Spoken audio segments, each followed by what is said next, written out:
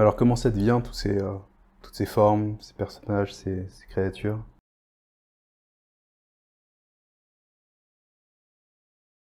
Bah, je dirais que ça a mis quand même du temps à venir.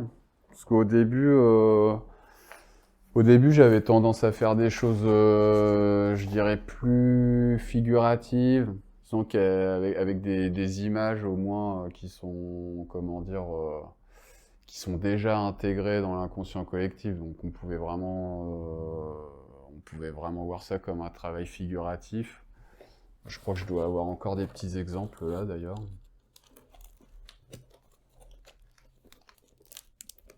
Ouais, bah voilà. Ça, par exemple, ça, c'est les planches que je faisais avant. Bon, alors pareil, je travaillais toujours autour d'un thème. Donc là, c'est les freaks. Ça, c'est le hip-hop de rue.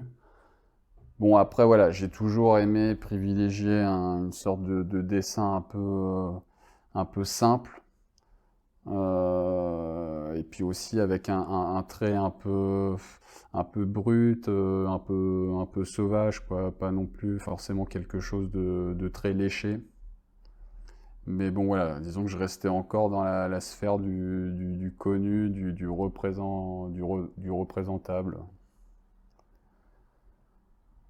Et puis petit à petit, les choses se font. C'est-à-dire que des fois, sans faire exprès, finalement, l'abstraction, elle va venir toute seule. Et il y a des formes qui petit à petit vont naître. Ouais, je pense à des formes comme ça, par exemple, où là, on commence à sortir un peu du figuratif, enfin, disons que des choses connues, quoi. En commençant par tomber, sans faire exprès finalement, sur des formes un peu abstraites, bon bah voilà, j'en suis arrivé à presque à créer un univers. Après, bon, je sais pas si c'est vraiment créé de moi-même, ça vient toujours de quelque part. Disons que je suis toujours influencé par bon, bah, c'est vrai que beaucoup par l'art premier, par les idéogrammes aussi de différents pays ou les idéogrammes les tâches, les idéogrammes d'Henri Michaud. Voilà, lui, je pense qu'il était influencé par les idéogrammes, mais il a voulu créer sa propre écriture, son propre langage, avec des formes. Disons que c'est des choses qui m'ont beaucoup inspiré. Mais bon, après, voilà, on a envie d'aller plus loin et puis presque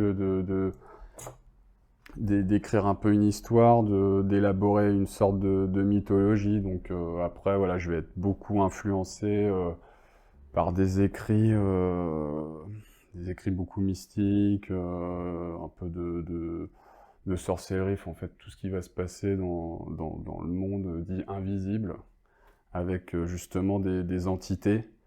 Et chaque entité va prendre forme et va être représentée à la fois par des couleurs, des motifs, des formes. Voilà, après, bon, bah, j'en arrive à ce genre de travail. Et en fait, à chaque fois, on peut toujours, soit par la couleur, soit par la forme, au moins essayer comment dire, de rattacher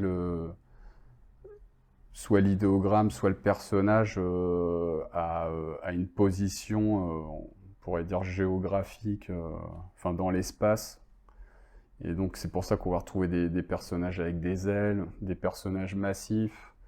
Certains sont plus dans la sphère du céleste, d'autres plus dans la sphère du terrestre, avec différentes tailles, en fonction de l'importance qu'ils ont. Et toutes ces choses-là, après, on va essayer de s'entremêler. Un peu comme si... J'aime beaucoup dire aussi un peu une sorte d'archéologie de l'invisible. Comme si je présentais ça aussi comme des sortes de planches, un peu comme il y avait à l'époque les planches anatomiques ou les planches botaniques, où en fait il y avait une sorte de classification